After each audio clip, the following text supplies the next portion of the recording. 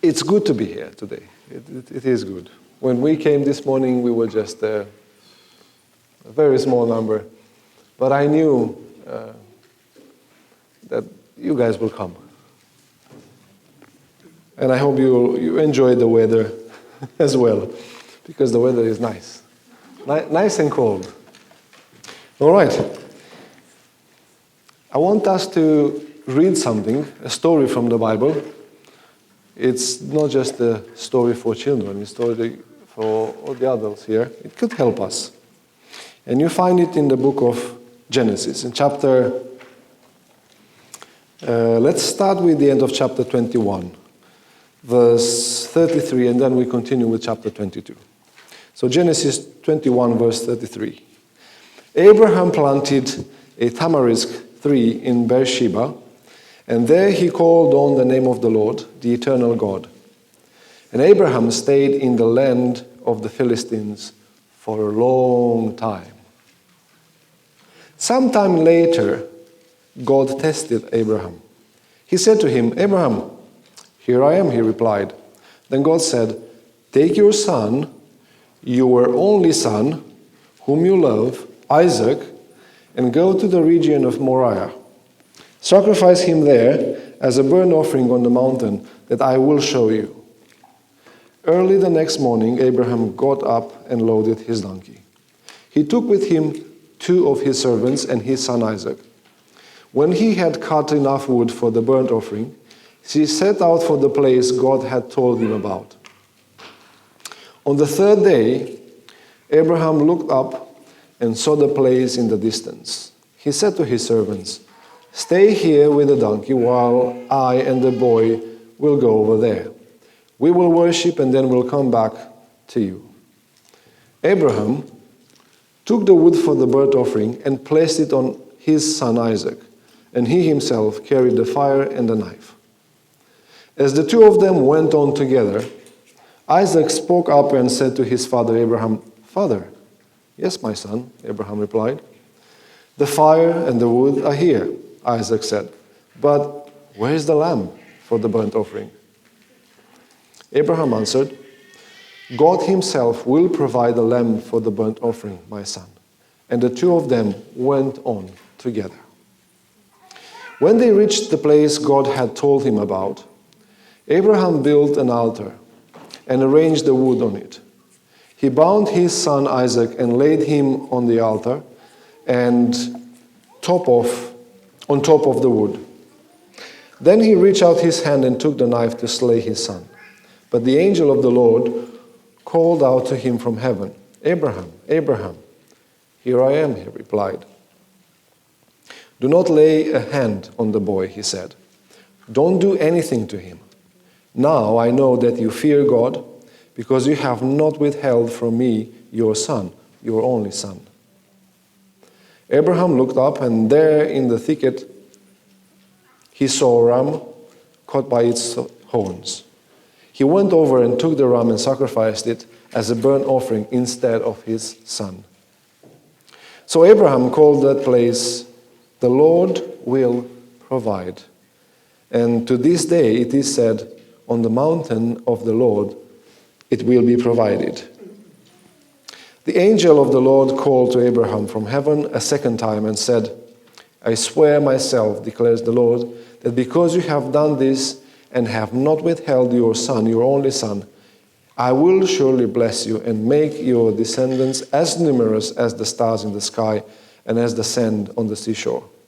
Your descendants will take possessions of the cities of their enemies, and through your offspring all nations on earth will be blessed, because you have obeyed me.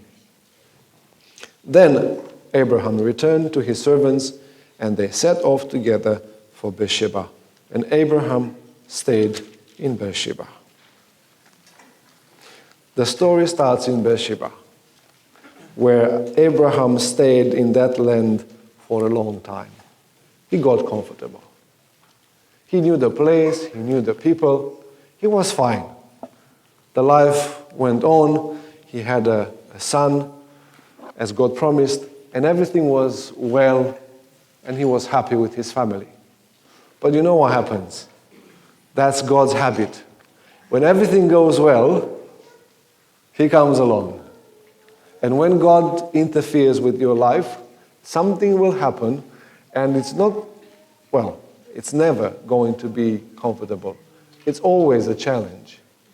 So when people pray about God, be with us, come with your presence, let us live in your presence, be aware of that prayer, because that presence comes as a challenge.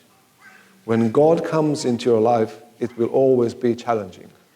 Is that fair? Well, debate that with Him. And you'll see where it takes you, how it goes. So, later, God came and He tested Abraham. My question is, why would He test Abraham? He knows who this man is. He knows Abraham better than Abraham knows himself. God doesn't need to test Abraham to know what's in his mind, what's in his heart, how he will react to certain things that happen in his life. God knows that. Abraham doesn't know. God knows what you will do if certain things will happen to you. You may not know, probably not, definitely not. But God knows. He's not surprised. You will be surprised. So why would God test him? For what purpose? Come on. If you speak, you're going to warm up. Why does God test Abraham? We clarified it's not for him to know something about Abraham, because God knows everything. So, what was the purpose of this test? Excuse me, where are you reading from? 31? Not 31. 21, verse 33. But right now I'm in chapter 22, verse 1. You're in chapter 22, verse 1. God tested, he tasted him as well, Abraham. So why? It's not because God wanted to know something about him. He knew everything. So why then? Why does God test you and me? He wants to make sure we know who He is. He wants to make sure that we know. Because if we are not tested, we don't know much about ourselves. We might have either a too bad idea about who we are or a too good idea about who we are. So God testing us puts us in a place where we learn something about ourselves. Right? So the story starts with God helping Abraham to learn something about himself and about God. "Here I am," he replied. Why is he so quick to answer, "Here I am"? You know, when somebody calls you, you either close your phone or turn it off or put it on silent, you ignore it completely, or you respond immediately. What makes the difference between those two options? Come on. Can you repeat the question? It wasn't very clear, the question. Okay, so when somebody calls you, you either respond immediately or you just ignore it. Why?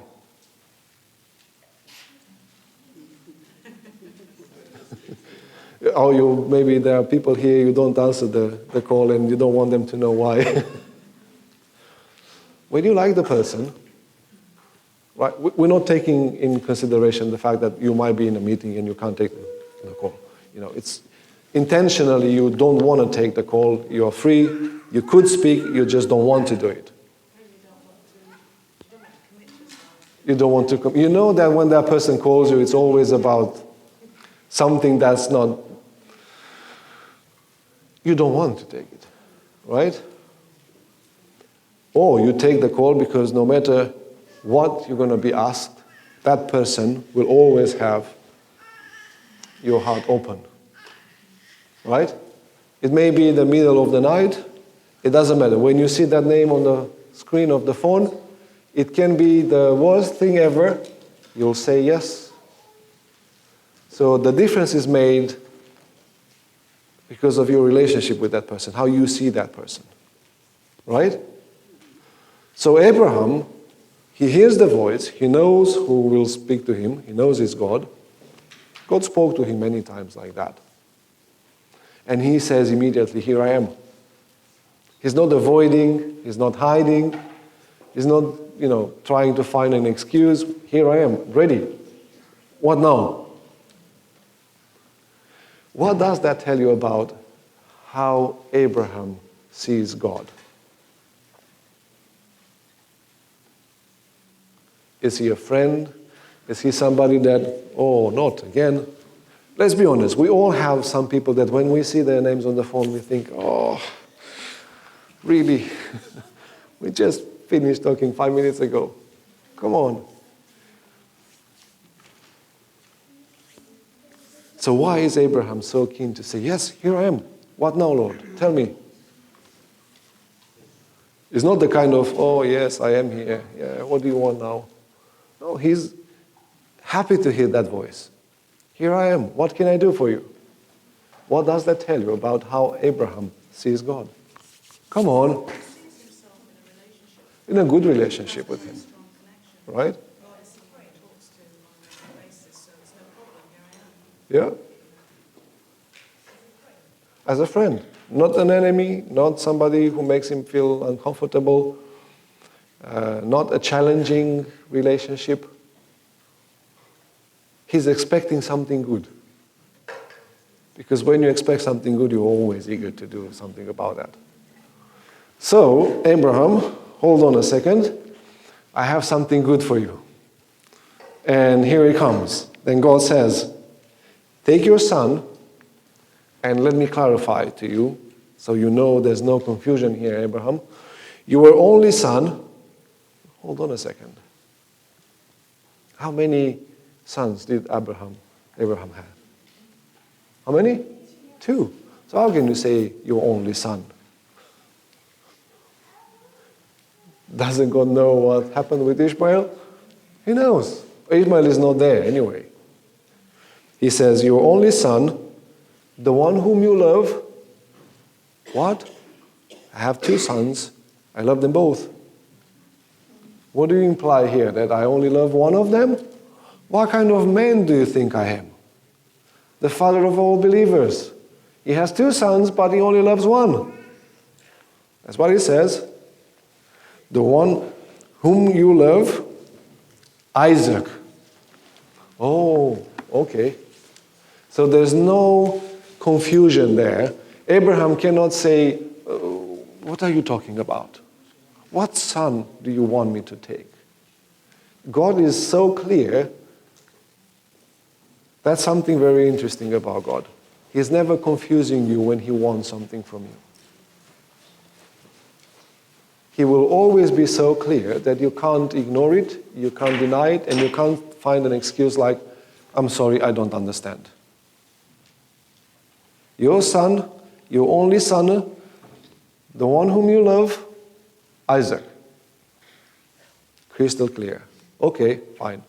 So what do you want me to do about that? Take him and go to Moriah and sacrifice him there as a burnt offering on a mountain that I will show you. Everything is clear about the place and how is this going to happen. And how do you expect me, Lord, to do that? I mean, you just said it is my son, my only son, the one that I love. You missed something very important, Lord. Isaac is the one you promised. You promised that in Isaac I will have and I will be the father of a great nation. How is that supposed to happen if I sacrifice him? If he dies, if he disappears, he doesn't have children. So how is this promise going to happen? What kind of request is that? What kind of father do you think I am? I'm going to sacrifice my son. Why would God ask something like that from Abraham? What would you do if God will ask you something strange like this? Would you argue with him? Would you try to help him change his mind? Help him see some sense in all this? What would you do? Do you ever negotiate with God? trying to explain that it's not logical. This world doesn't work like that. I mean, he's my son. I love him. How do you want me to do this? How can I do this? But interestingly enough, Abraham doesn't say one word. And the Bible says, early next morning, Abraham got up and loaded his donkey. There was no family board meeting. Whose son was Isaac? You need two to have a son. Why wouldn't God say to him, Abraham, you know what you need to do. This is what I want. This is what I expect from you. But you go and do what has to be done. What is, it's common sense. Talk to your wife. No? Why wouldn't he talk to Sarah?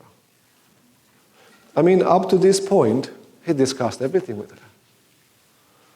Look, my dear, God gave me a promise that our family is going to be so numerous that we're going to fill the earth, we're going to be a great nation, we're going to be so strong, so powerful. No tribe will ever dare to challenge us. Nobody could stand against us. And some time later, Sarah says, my dear husband, something is wrong here. We don't have children. How is this going to happen? I have a suggestion. There's my servant, Hagar. Let's do something about it. Let's help a little bit. Then later on, when they have a son, she has another bright idea. She doesn't like Hagar anymore and her son. She says, my husband, I know you always listen to me. Now you have to listen again. I have another suggestion. Hagar and her son, Ishmael, you have to get rid of them. They can't stay here. And Abraham does what? He's very obedient. Yes, my dear. How can I not listen to you? So now God is saying to him, take your son and sacrifice him to me. And he doesn't call his wife. He doesn't want the suggestion. Why is he doing that? Come on. He knew that if he goes and talks to her, that's what's going to happen.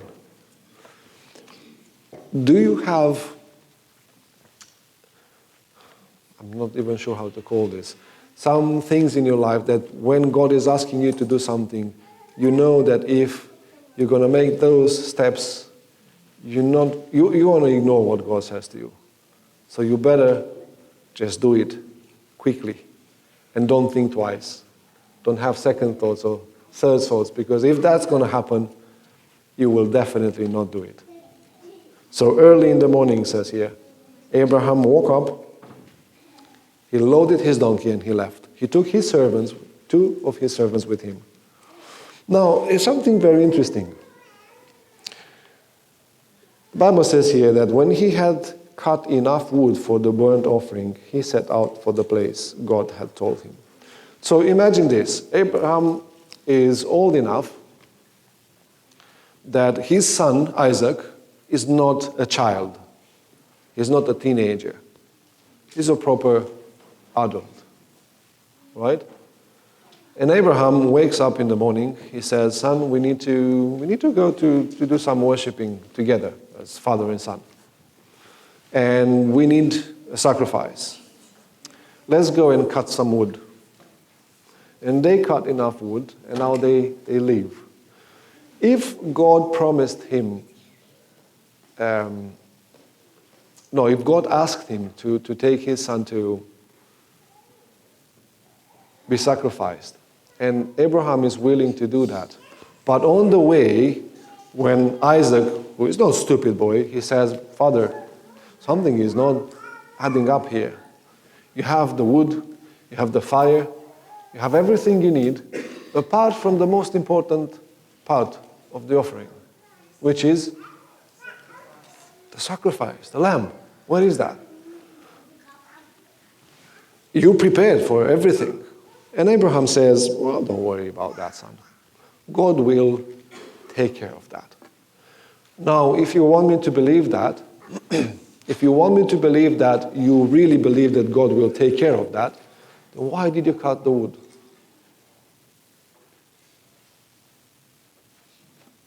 If God is taking care of the sacrifice, then why can't you just put your hands in your pocket, go all the way to the mountain, and ask God to give you the wood, the fire, and the lamb? Why do you have to prepare everything apart from the lamb? I mean, let's think a moment. The wood is so heavy that the Bible says that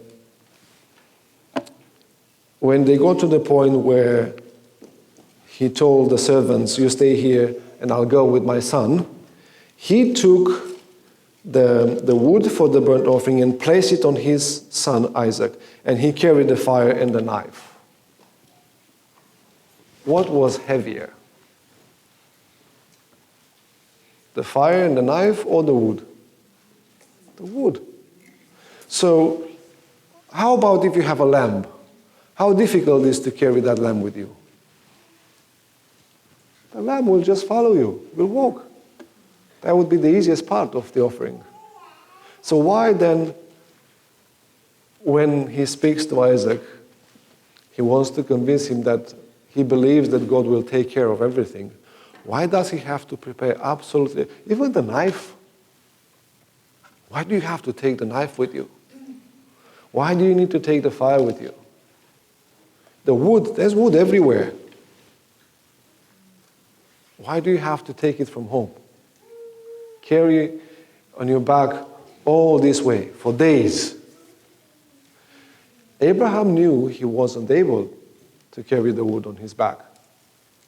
So he had to convince Isaac to do it. How do you think he did that? How do you think he managed? It says here, when they got there, when they reached the place, Abraham built the altar, arranged the wood on it, and he bound his son Isaac and laid him on the altar. How do you think he managed to do that? He was an old lad, and Isaac was a young, strong man. How did his father manage to do that? So Isaac was not forced. Abraham couldn't force him. So now my question is, how do you think that discussion went on? I mean, up to that point, it was like, son, don't worry, God will take care of this. He will give us a lamb. They get to the point where the altar is built, the wood is on the altar, the fire is in his hand, there's no lamb anywhere, and Isaac is asking again, what happens? How long will we stay here? It's not like God gave them the ram before Isaac was laid on the altar, right? He had to be put on the altar. It was in the last moment with his knife above the son's head when God responded. But up to that point, there was no indication that God is actually doing something about it. So how do you think that discussion went about? Father, what's going on? Oh, son, let's just play a game. How about you stay on the altar? You lay down on the altar. Really?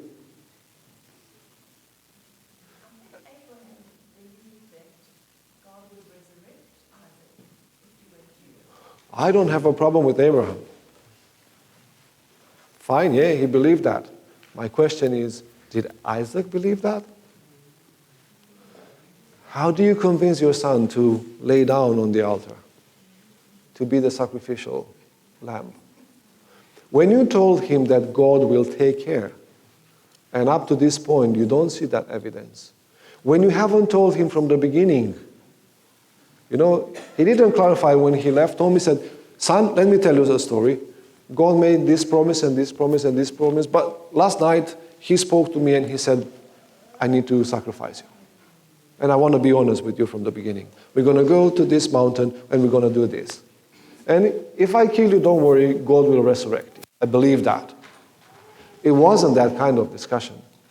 It was like, oh, don't worry. God will take care. He will provide. Up to the point where there's nothing. So my question is, what could Abraham tell Isaac that Isaac says, don't worry, Father, I will lay down. Okay, we believe something about the Bible. That in the Bible you have this thing called typology. What is that? A person is a type for somebody else. Who is Isaac representing here in this story? This is something very interesting. So Abraham doesn't represent Jesus, but Isaac does. Right? So if Abraham is the father, Isaac is the son, and Isaac represents Jesus, who is Abraham representing? God. There's one moment in Jesus' life when he's on his knees, he's praying, and he's saying, Father, where's the lamb? You know? Where's the lamb? If it's possible, can you take away this cup from me? He knew there was no other lamb. He was the lamb. He knew he is the son, the only son, the one whom you love, Isaac, Jesus. He knew that. Many times they try to kill Jesus, but he says, nobody takes my life. I give my life away, and I will take it back. So when Isaac was on the altar, he had to represent Jesus perfectly in all these aspects. The father could not force Isaac to die, to be sacrificed. So I think that discussion that they had before, that would be one of the most important things to find out from Abraham. How did you speak to your son? What have you told him? How did you explain to him what this means and that he accepted to be sacrificed? I would want to ask him that. Just imagine that. We live in a world where parents and children, they have so many, even though they speak the same language, they speak about different things. You know, you say something, they will get something else out of that. They will tell you something, you get something else out of that. We had a very interesting discussion in our Sabbath school about conflicts between generations. How would Abraham manage to convince Isaac and explain him what is happening here? That Isaac said, no worries, I lay my life down for you. And you can do what you want to do.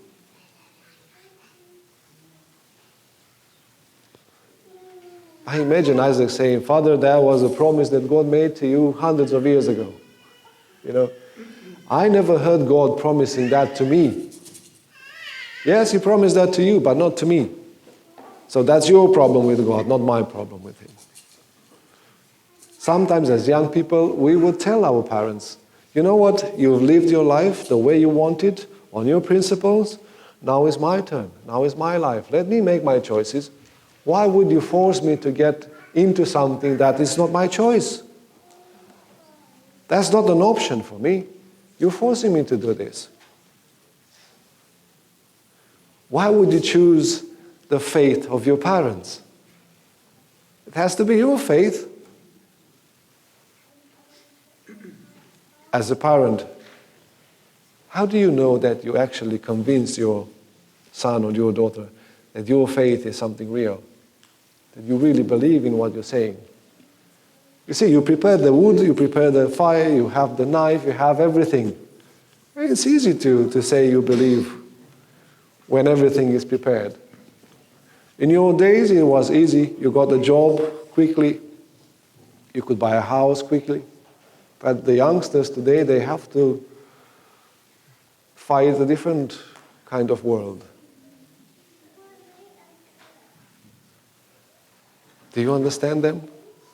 Can you understand each other? It's something interesting.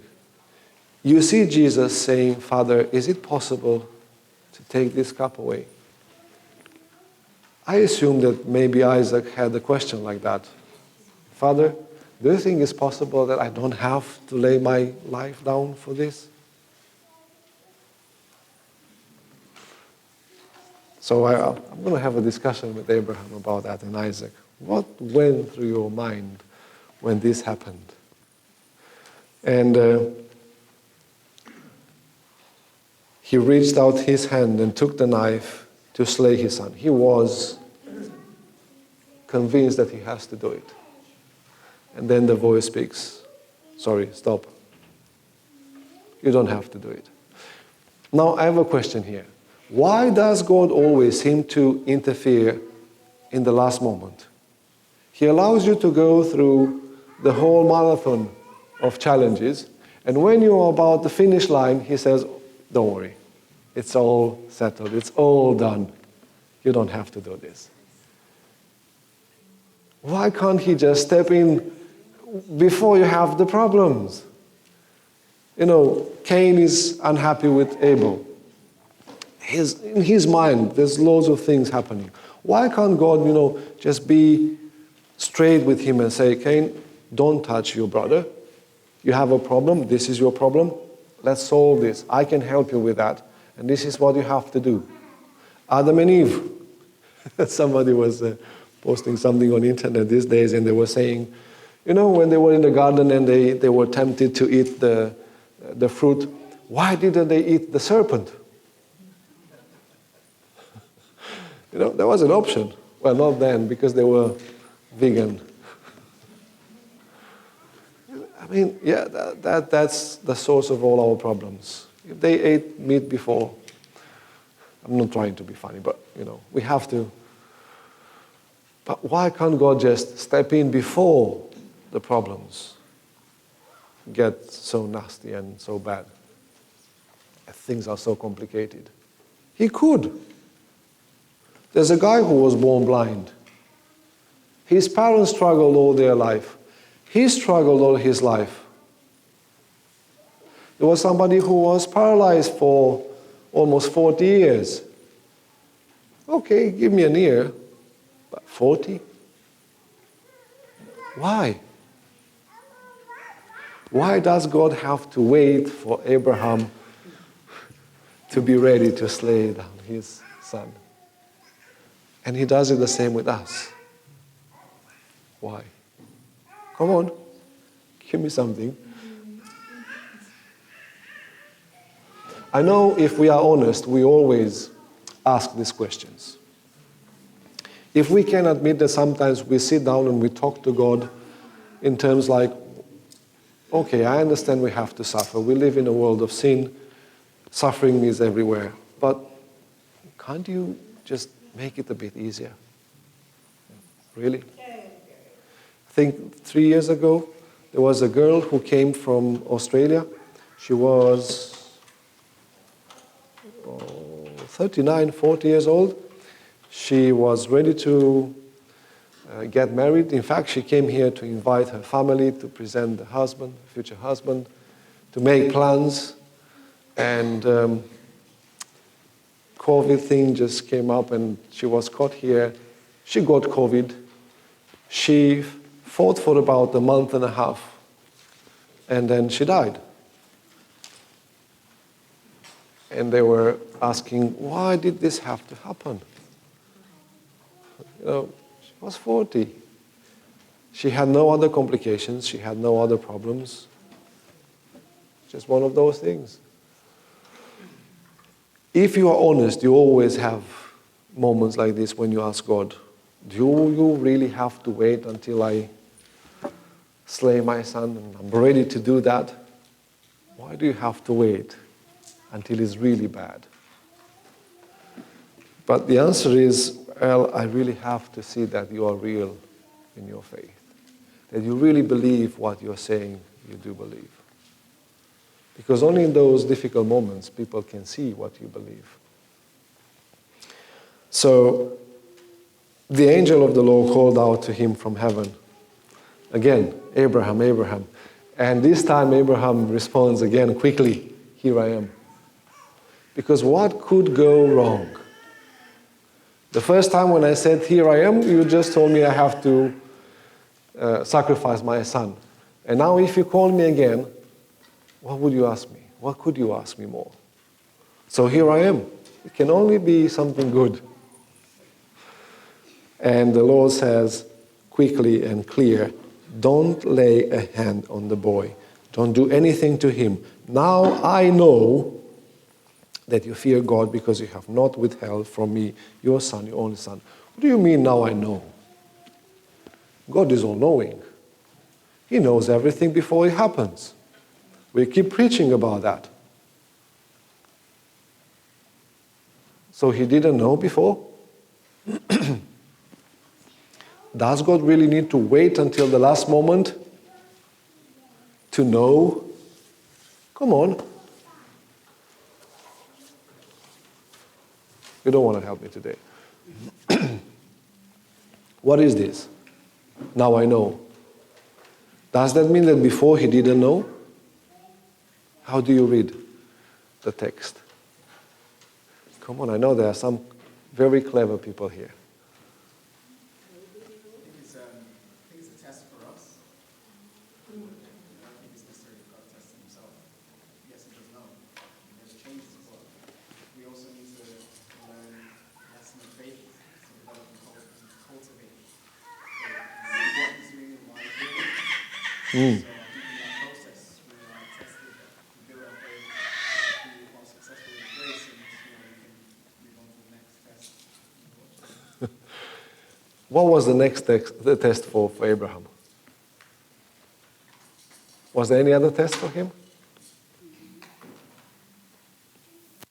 Getting back home to tell his wife what just happened. Well, I think he waited until they were both too old for anything else to happen. I think that verse is actually saying, now you know what I know. Now you know that you are ready to sacrifice everything for me. And what is important here, probably that's the most important lesson of the whole story. It says, the angel of the Lord called to Abraham from heaven a second time and said, I swear by myself, declares the Lord, that because you have done this and have not withheld your son, your only son, I will surely bless you and make your descendants as numerous as the stars in the sky. Nobody will be like you. And he appears in Hebrew 11. And that's the reason why he's there. You see, God made the promise dozens of years before. But then he had to take Abraham through different stages in his life to reach the point where the blessing could be his. So just because God has promised something to you, it doesn't mean it will make any effect on you unless you are at that point where you are willing and happy to give everything out for him. Because you can only feel God's blessing when you're not withholding anything. Is that easy? Well, we look at Abraham and we all think, oh, I want to be like him.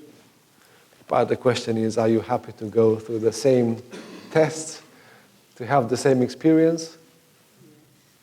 Because those that are God's favorites, those who have God's promises, they will be tested.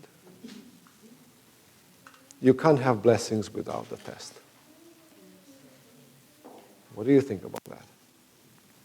So go home and pray about this. And next time when you feel like your life is tested, what do you have to do? What do you have to say? My own always tested. Here's the wood, Lord. Here's the fire. There's the knife. I'm ready. Who do you want me to slay? My life? I'll do it. I'm ready for that. And then open your ears, because at some point, God will say, Abraham, Abraham, Rayon, Rayon, Michael, Mark, you have to respond quickly.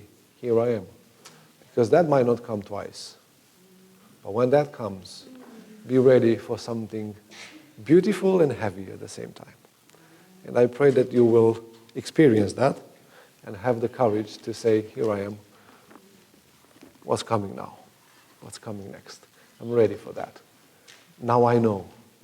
Because if you know me, if you allow this, if you want this to happen, that means I will have to get to know myself in a way that's the only way possible for me to get to know myself. And I pray that you will have this experience. Painful or not, as something that is worth experiencing in our lives. Amen.